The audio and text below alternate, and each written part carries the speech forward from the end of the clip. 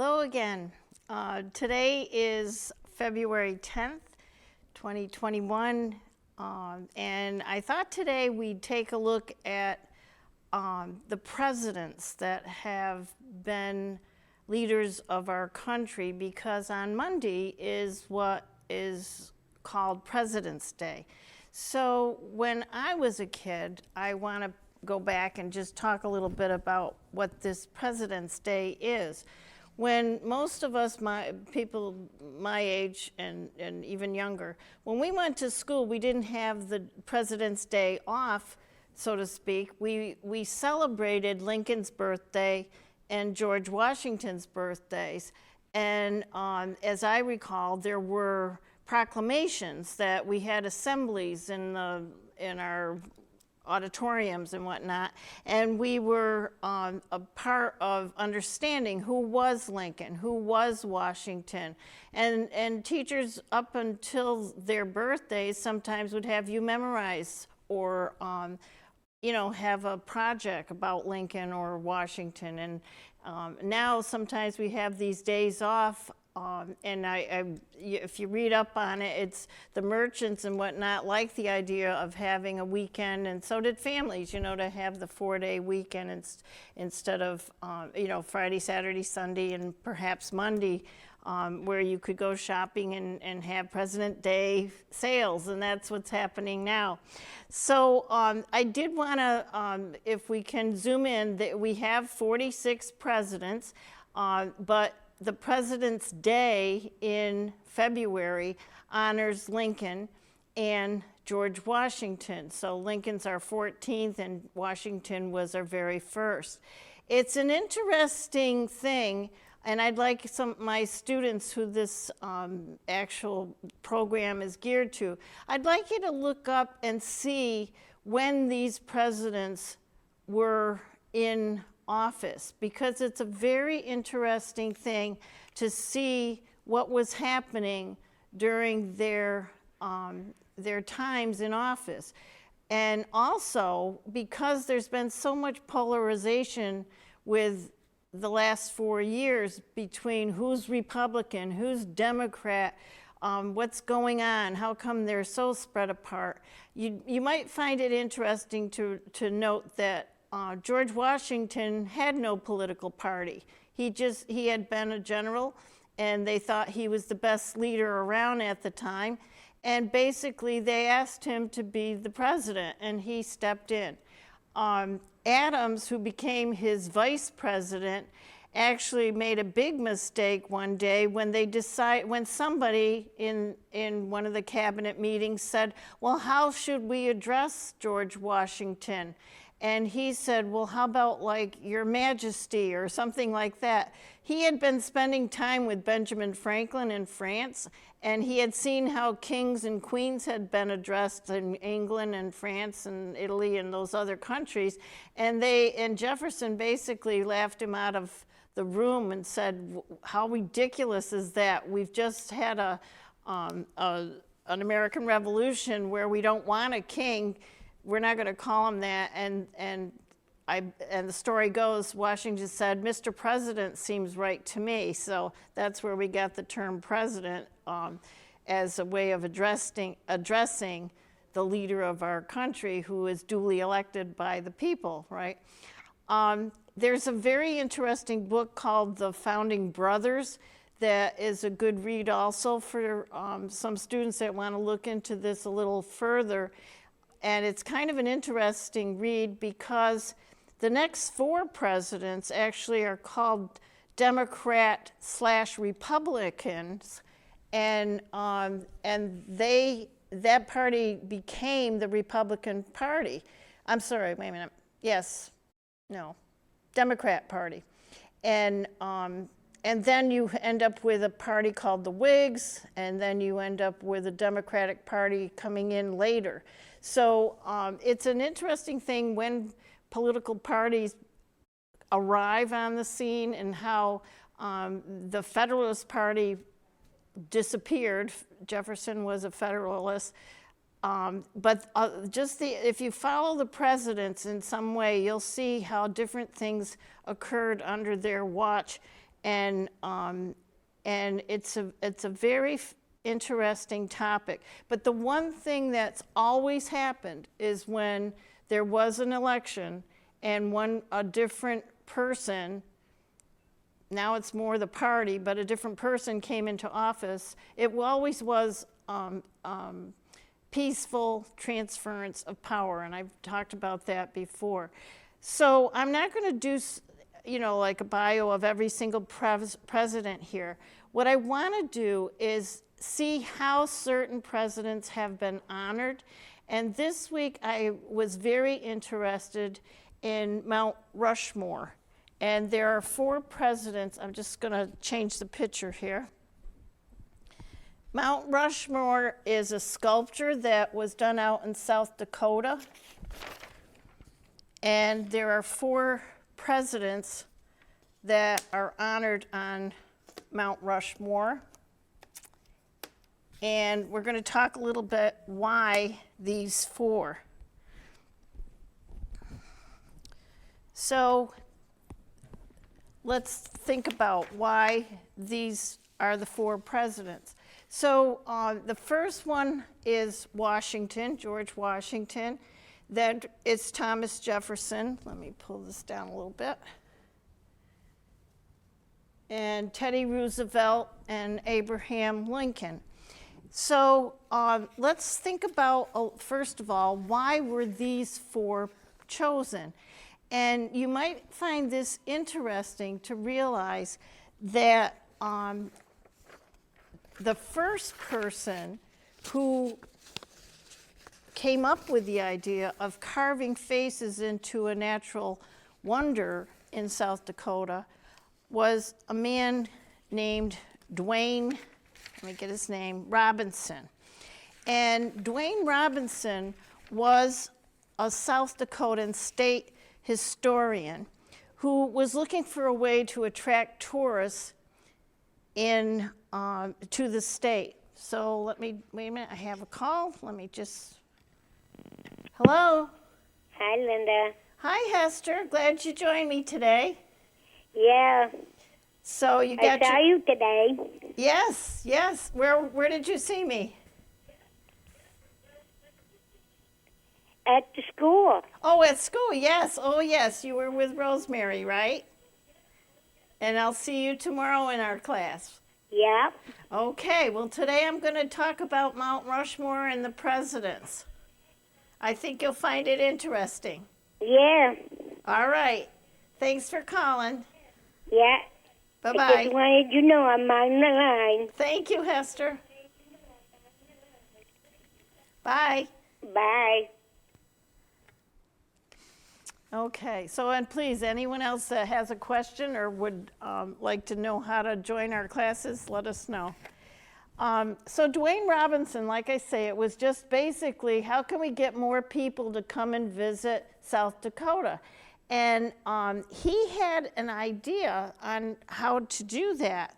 The very first idea he had, though, let me show you who he wanted to have on this mountain. He didn't think of the presidents at the time.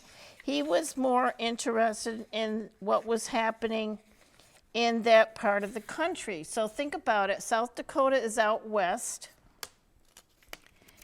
And he wanted 4 other people on that mountain. So these are the first 2 he decided he would like to see honored on what became Mount Rushmore. And these people are Lewis and Clark. Now, Lewis and Clark, it was Meriwether, that was his first name, Meriwether Lewis, and Clark was the last name of this other man. And Thomas Jefferson was very involved once he got the West. He wanted to know what was out there.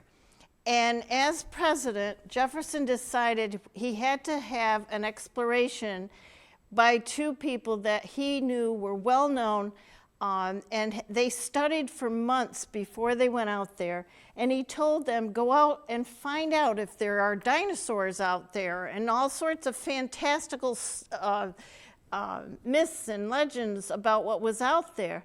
And these two went out, and we will look at the Lewis and Clark expedition, because they did find a lot of different things.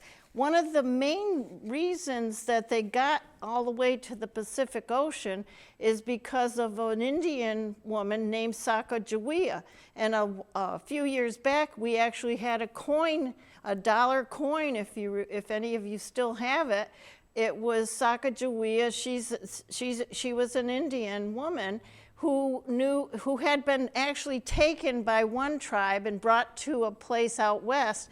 So she knew the area, and she actually, on the Lewis and Clark exposition, helped them find their way when they got lost. And she visited her own home tribe on the voyage, and without her help scouting out certain places and how to go around mountains rather than through them, up and over the mountain and things like that. She really helped them survive until they got to the Pacific Ocean.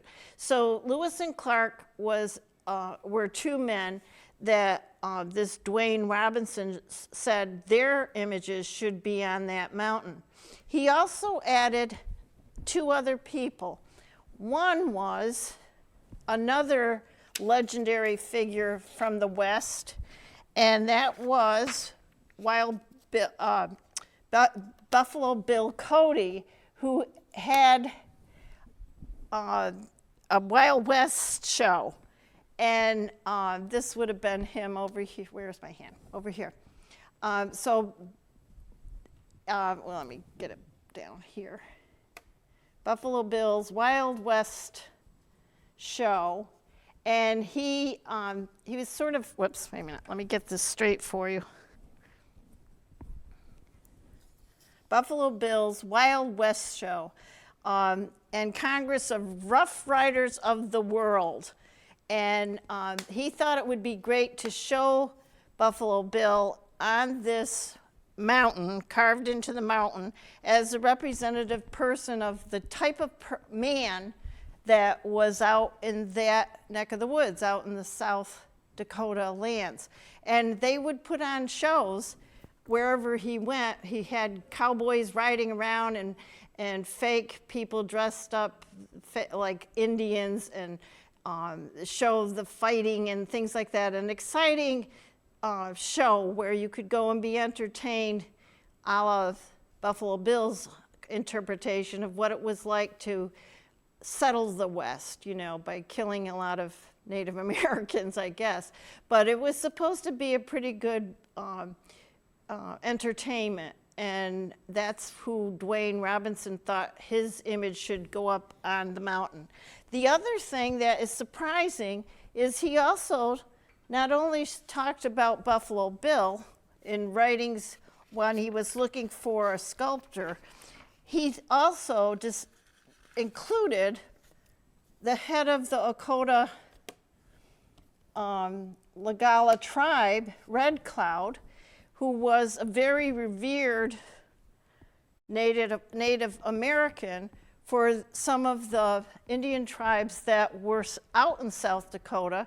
So he added him into the four faces that he wanted a sculpture to create on this mountain, on Mount Rushmore.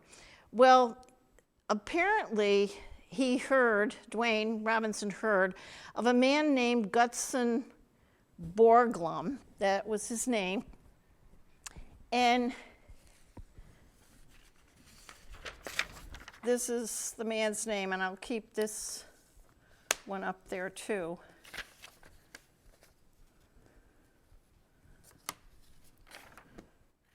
And he heard about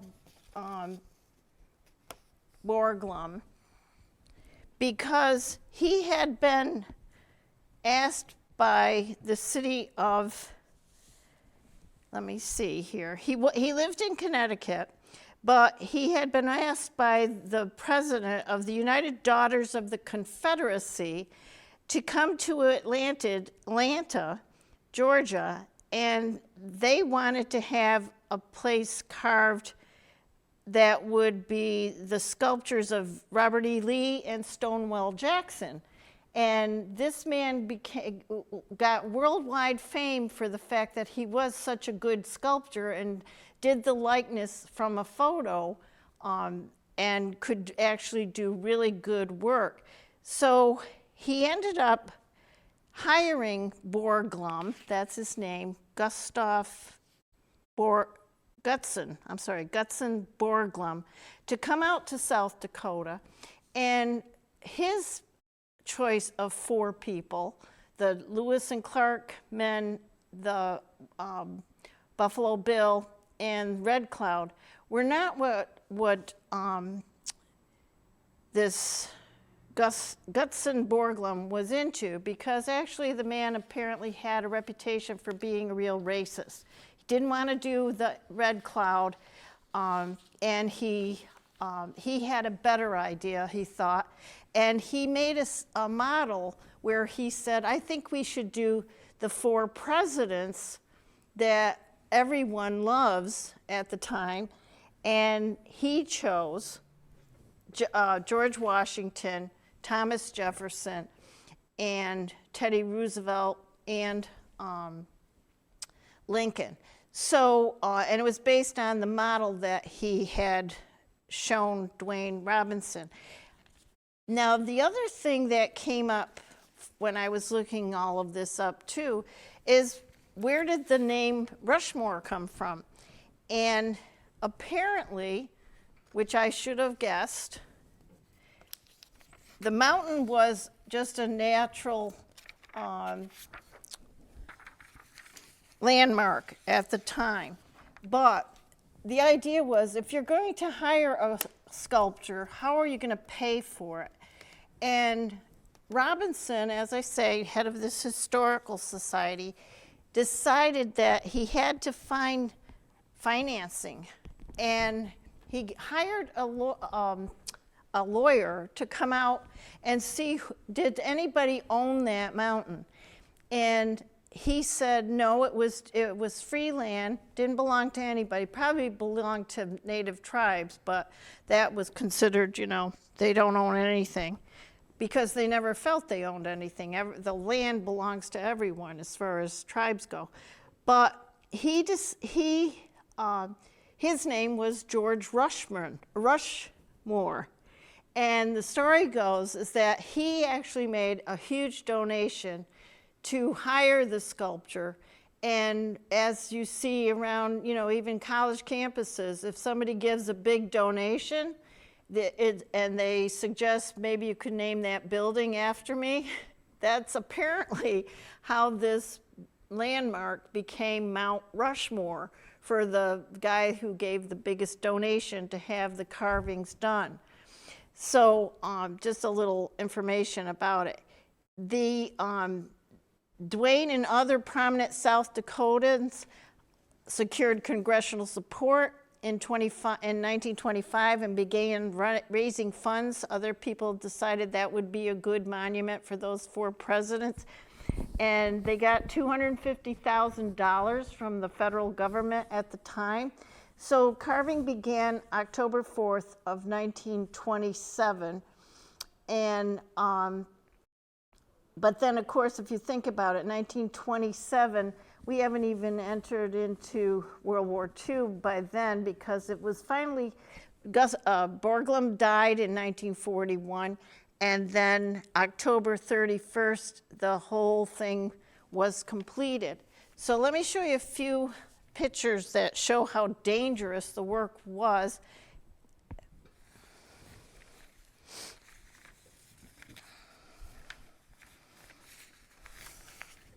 So the first head that was made was George Washington. This is obviously a side view of him. And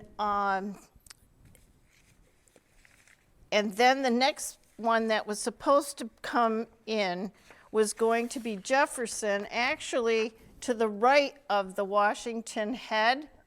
But when they started carving it over here, the sculptor said that the granite was not thick enough or secure enough, and they blasted it away and then put Jefferson on the left shoulder of Washington. So it was George Washington first, then Jefferson,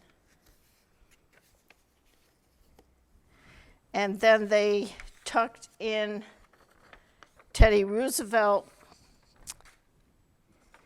Let me take these down.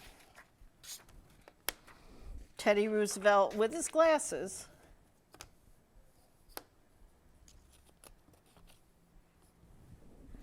And then Lincoln.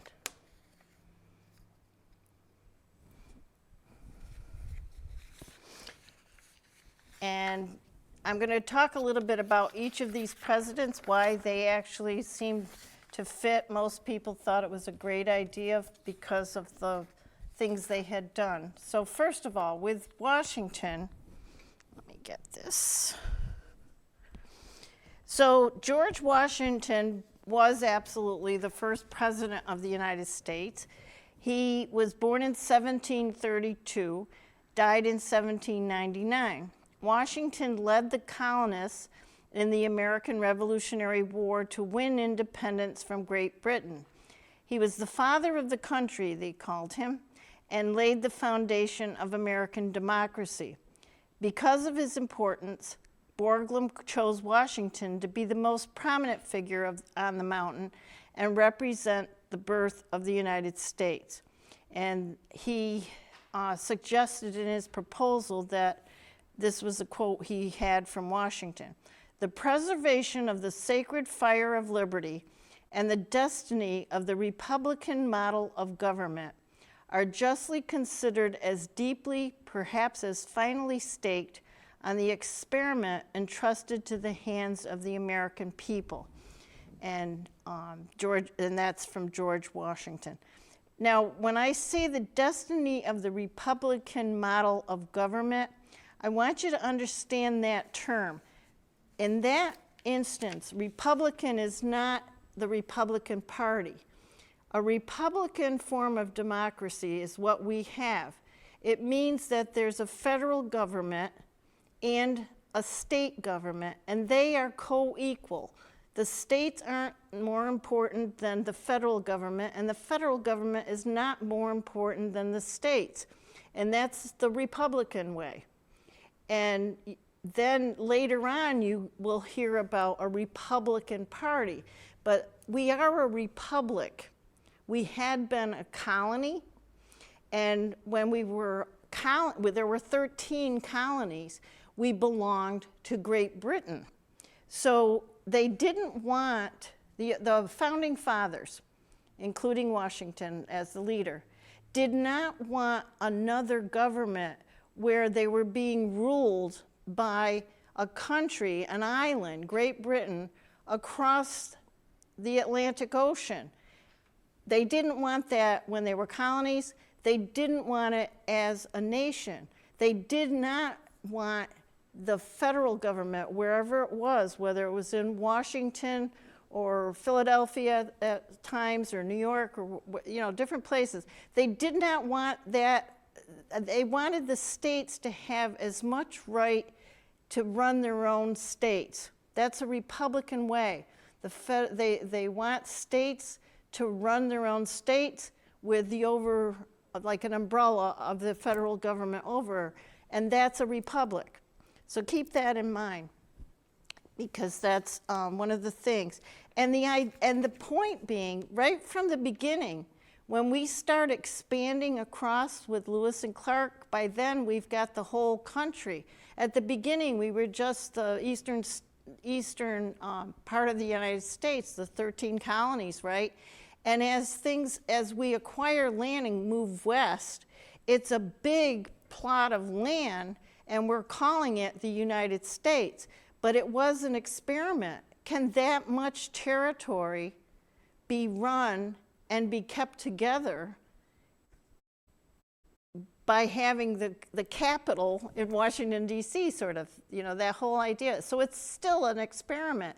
And we've been seeing how that's a major problem. It holds together. We're still the United States of America, we had the Civil War, and that was states saying we don't want to be part of the United States anymore. So you've got this is, America is an experiment. It has high ideals. It says everyone is going to have the rights of everybody else, but how is it going to work? And people at the very beginning weren't sure it was going to work. So it's kind of he says it's the experiment entrusted to the hands of the American people. And that's something Washington really believed. He believed in the idea of sovereignty of other countries, but the sovereignty in America, he believed, sovereignty means who's in charge.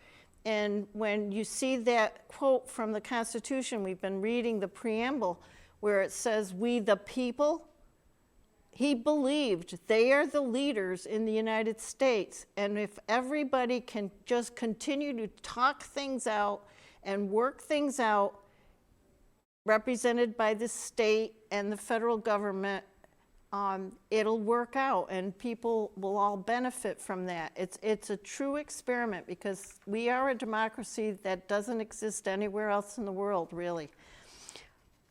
Okay, so the next person on Mount Rushmore is Thomas Jefferson, and this is coming from what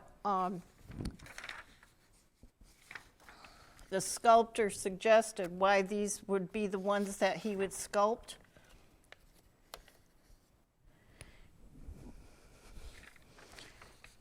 So let me just read a little bit about Thomas Jefferson to you. He was the third president of the United States. He was born in 1743, died in 1826. Jefferson was the primary author of the Declaration of Independence. Now remember, that's the letter that was written and sent to Great Britain saying, we're not going to be a colony anymore, we want our independence. So he was the primary author of that. The document inspires democracies around the world. He also purchased the Louisiana Territory from France in 1803, which doubled the size of our country, adding all or part of 15 present states out west.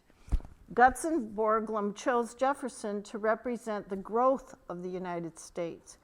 And this is a quote he added to his proposal from Thomas Jefferson.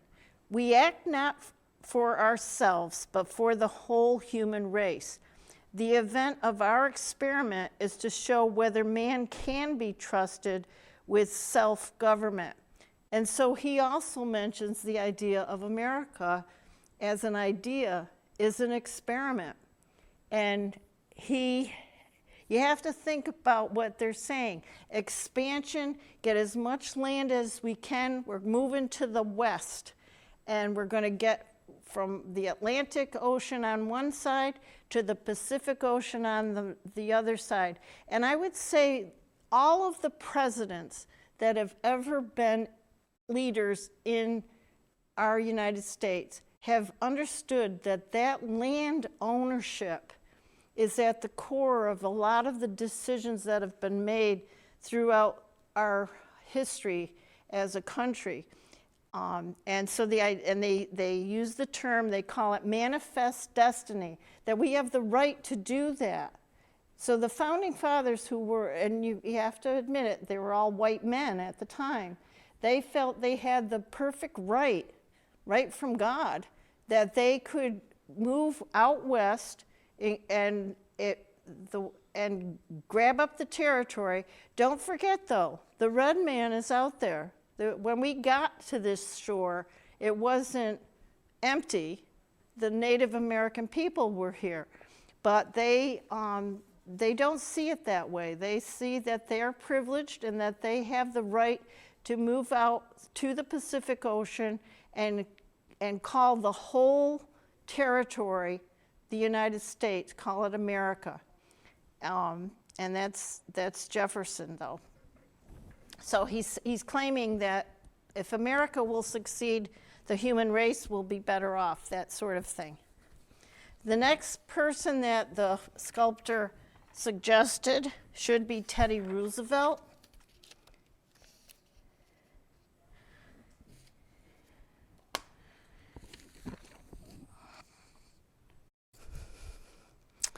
So Teddy Roosevelt is the 26th president of the United States. He was born in 1858 and died in 1919.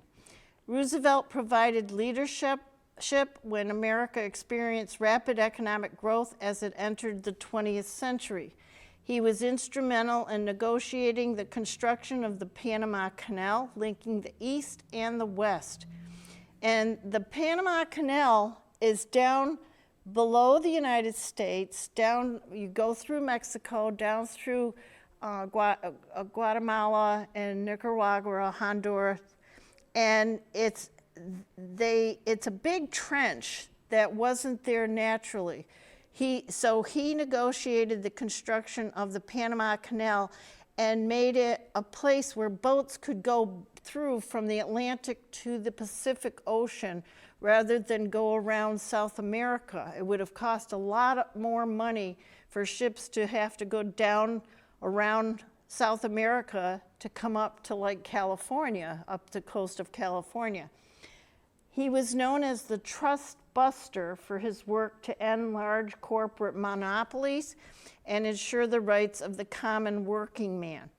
Borglum chose Roosevelt to represent the development of the United States. So whereas he chose Washington as the first president, which is, he should have, you know, that was a good choice. He chose Jefferson because he felt that he had represented the growth of the United States. Theodore Roosevelt he chose because he represented development in the United States. The idea of the Panama Canal to actually make a huge waterway between two continents had never even been thought of before. So he also included this quote from Theodore Roosevelt: "The first requisite of a good citizen in this republic of ours is that he shall be able and willing to pull his weight, that he shall not be a mere passenger," which is a really good thought when you think about it. You can't just, and it's not expected, and it doesn't go with the idea of a republic. In a republic, everybody is a citizen, and everybody has some work to do to keep the democracy a democracy. If you just sit back and say, well, the people we elected will do it, and not oversee what they're doing, then that's not what a republic should be. It should be something where everybody is doing their fair share. And that's why he chose Teddy Roosevelt. The last one, of course, is Lincoln.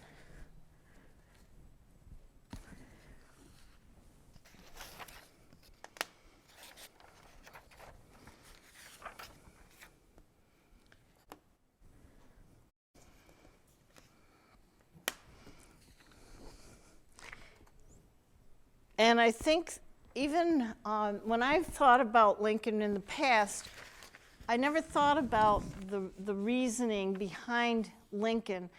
Yes, he was instrumental during the Civil War and had the Emancipation Proclamation where some of the slaves were released, but it's more than that with Lincoln. For him, he's trying to keep the United States together as a country. The republic is important to him.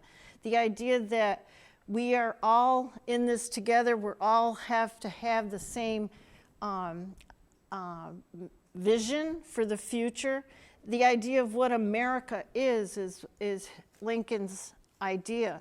So this is, again, what the sculptor put in his proposal. Born on 1809, Lincoln died in 1865.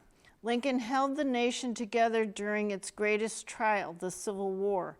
Lincoln believed his most sacred duty was the preservation of the Union. It was his firm conviction that slavery must be abolished. Guts and Borglum chose Lincoln to represent the preservation of the United States. So think about what this is, this man's interpretation of why Lincoln belonged there. Not necessarily that he freed the slaves, but that Lincoln, and you can almost see it in the way he sculpted his face. He felt Lincoln was a visionary. He felt that Lincoln, his fighting to save the Union, not to let the Southern states secede, was a true vision, and he felt that Lincoln thought, if I let the South leave, that's the end of our democracy, because we'll be two different countries. We won't be the United States of America. It'll be two different countries. It'll be the Confederacy of the Confederate States and the northern states, and he did not want that to happen. So, and again, that's why he got assassinated, basically. And this is the quote from Lincoln: "I leave you hoping that the lamp of liberty will burn in your bosoms until there shall no longer be a doubt that all men are created free and equal." And of course, if you're free and equal, there's a responsibility, right? So those are the 4 presidents that are on Mount Rushmore. Now, a couple of things about Mount Rushmore that I want to show you. In order to carve those statues, those faces, this is kind of what you have to think about. This one is some work that was done on the Lincoln face. And let me take this down.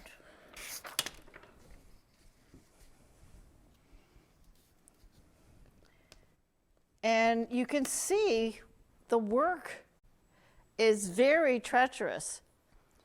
And they've got wooden stanchions that people had to get up and on to carve. And the main sculptor would have had a group of men that, maybe I can hold this up, that were on long tethered, like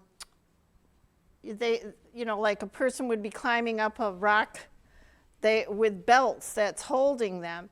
And they had to sometimes use dynamite to get rid of some of the actual stone in order to do it. So you're dynamiting, and you're on like a tethered rope around your waist, but you're carving with a hammer and a chisel. So very, very dangerous work. Let me just give you the statistics on how big these are, these faces. Each face is approximately 60 feet in height, and the noses are longer than 20 feet. Their mouths are also about 18 feet wide. So they're huge. They're huge. So let me just make sure I have all of this that I wanted to say about that. So I'm kind of letting you think about this a little bit. Those are the 4 choices. And what I'd like you to think about is if you had 4 other presidents, and you could make another Mount Rushmore kind of a place around here, so, say, and we did have a mudslide one time at Mount Greylock, and I don't know if you remember at the time when it actually happened, it did actually look like a Mohawk or an Abenaki Indian. A lot of people thought it was that mountain. In some of the old letters that I've found in the archives of the Historical Society, that mountain is called Greylock, and in the what do I want to call it? In the local history books, they claimed that it was called Greylock because it will look like a man in the morning. And I live up on Houghton Street, and when I look down at Greylock, sometimes it does look like a man who is balding at the top and has like wisps of hair around his ears, and they said that would be locks around a bald-headed top, like Mount Greylock has not too many tall trees at the top of the hill. But I prefer to think of there was a tribal chief that the Abenakis had as their chief, who was called Greylock. And I believe that, and mountains are very, very special, and especially Rocky Mountains, to different tribes. Tribes didn't live around here, they came here to hunt, but think about it, Greylock is the tallest mountain in Massachusetts, so they would have thought that Mount Greylock was a very sacred place. So if you had a chance and you could carve out 4 presidents since these 4, I'd like you to think about, look up some of the presidents and see whether they would represent something that you think is worthwhile to memorialize. All right, so I'm going to ask you tomorrow when we meet, what 4 presidents do you think would make another interesting memorial to what America should stand for, you know? So you've got 46 choices. So you could maybe think of that for homework today and go online and think about it. So this is a little more about how Mount Rushmore was carved. It says it was a project of colossal proportion, ambition, and achievement. It involved the efforts of nearly 400 men and women. The work was exciting but dangerous. 19% of the mountain was carved using dynamite. So imagine, you've got a dynamite and place it in a place where you're going to get rid of a lot of rock, and then you go in. It said only the last 3 to 6 inches of rock were removed by drillers using jackhammers. Hand tools smoothed the stone and added small details like wrinkles and moles. The workers had to endure conditions that varied from blazing hot to bitterly cold and windy. Each day they climbed 700 stairs to the top of the mountain to punch in on the time clock. Then 3/8-inch thick steel cables lowered them over the front of the 500-foot face of the mountain in a bosun chair. And I know what that is. My husband was in the Navy. He said when you got transferred between 2 ships, they sent you over on a cable in a small little chair, even though the boats were going up and down. But it said, despite the dangers, riding in the bosun chair, climbing all those stairs, dynamite going off, no one was killed during the project. But now I need to talk about the Native American controversy about this memorial. For thousands of years, several tribes of Sioux roamed the land from present-day Minnesota across the Dakotas to Wyoming. Generally nomadic, they followed the migration of huge buffalo herds. In the 18th and 19th century, cooperation with trappers was followed by conflict with settlers. After Red Cloud's War, the 1868 Treaty of Fort Laramie guaranteed tribal ownership of the Black Hills, so this is where Mount Rushmore is, and land and hunting rights in Montana, South Dakota, and Wyoming. However, the discovery of gold in the area resulted in Native Americans getting forced off the land. Even the traditional name of the mountain, which was 6 grandfathers, faded into history after an expedition from the New York attorney Charles Rushmore renamed it in 1884. So it originally was called the 6 Grandfathers Mountain. A legal battle for the land continues to this day. One other interesting thing about it, there is a hidden hall behind Lincoln's head, basically. It was planned to create a large mountain within the large room within the mountain that would hold documents and artifacts central to American history. The proposed Hall of Records was to be drilled into the north wall of the small canyon behind the faces. He was going to include an 800-foot granite stairway, and it would rise up to meet the canyon mouth behind Lincoln's head and then lead to an entrance of a great hall. But a lack of funding only allowed a small portion of the tunnel to be built. It wasn't until 1998, when a small sealed box was placed in the tunnel, that the hall was used to store records. The repository box contains 16 porcelain enamel panels. Inscribed on the panels is the story of how Mount Rushmore came to be, who carved it, and the reason for the selecting of the 4 presidents. So quite an interesting place to be. I don't want to leave this without respecting what the situation is, though, for the tribes. So online, if you look up and keep looking about this business of the tribes, you'll find some things like this. Because the Native Americans out west, as we all know, haven't had too easy of a time. And I found this, and I found it fascinating, because it actually, let me just pull it up a little bit. It says the original founding fathers, so we must actually really give it some thought. Who are the original founding fathers of what we call the United States? These people were here, right? And this is Red Cloud, and this is Geronimo, this is Sitting Bull, and Chief Joseph.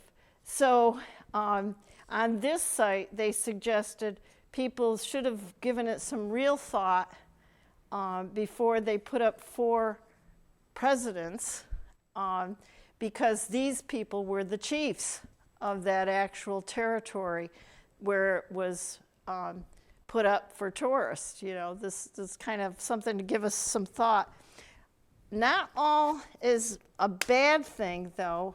As I said, Red Cloud was in the original idea of Dwayne Robinson, and there is a statue that was proposed that honors Red Cloud, and this is what it will become someday, and I'll show you how far they've gotten. But this is supposed to be Red Cloud riding a horse, pointing the way, with some documents that honor that chief of the Lakota tribe.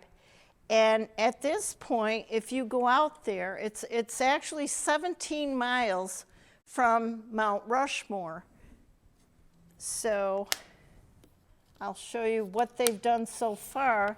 That's what it's going to be someday. But right now, we have the face of Red Cloud that you can visit if you go out there to South Dakota. And you can see this is his face. And it looks like some of the photos I've seen of him. So the person that's doing this is an amazing sculptor himself. Let me get the other picture here.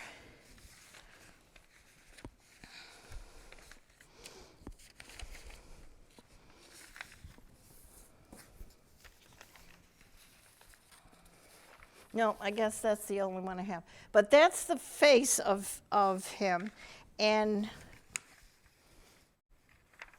right, I don't have the,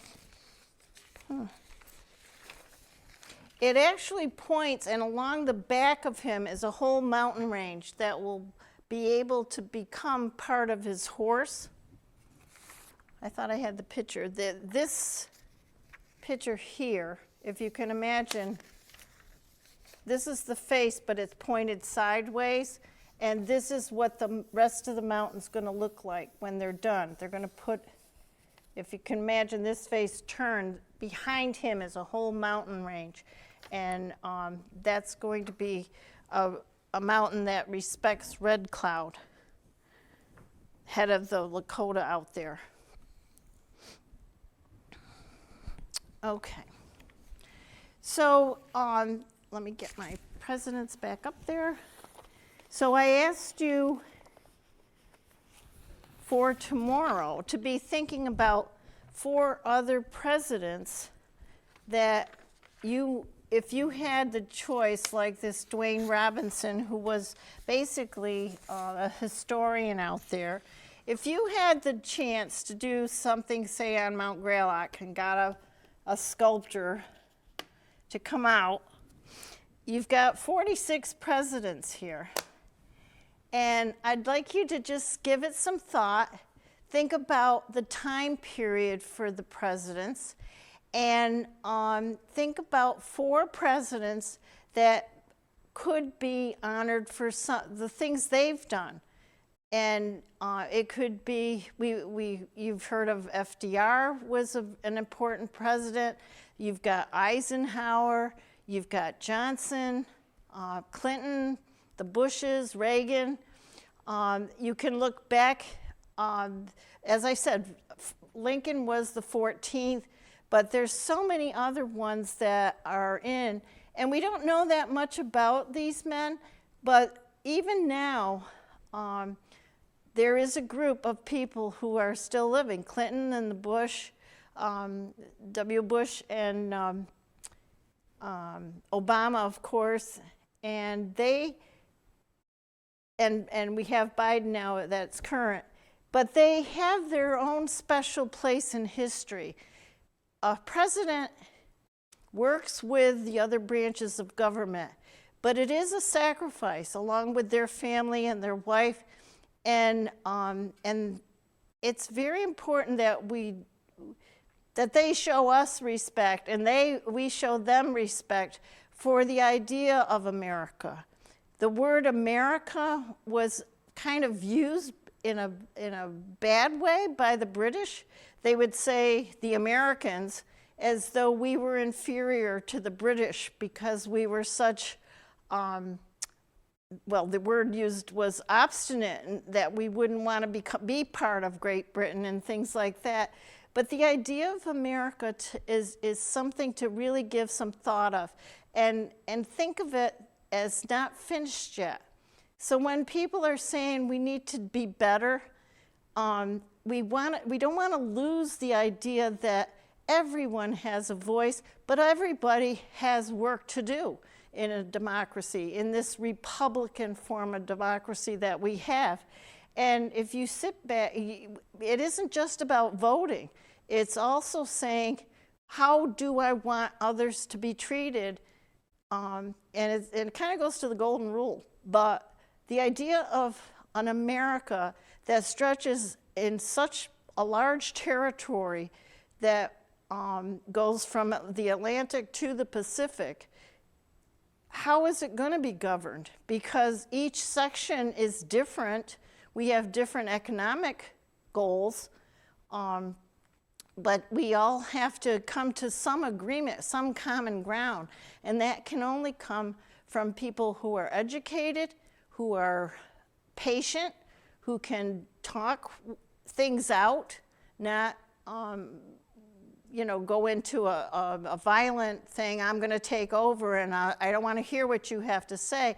So if you really think about being patriotic, patriotism to me actually is that you really think about what the founding fathers were looking for in an America, the United States of America, and how is that going to be accomplished? So if you make yourself better and a better citizen, you're going to have a better chance of reaching the ideal of what America stood for at the very beginning with Washington and all of the other leaders. Again, we're humans, we can make mistakes, but we shouldn't deliberately go against our Constitution. So thank you today. Enjoy President's Day. And I will see my class tomorrow afternoon, and we'll be talking about some of these presidents, and I want you to pick some of your favorites, and we'll just have a little fun with this, okay? So see you next week. Thanks for coming.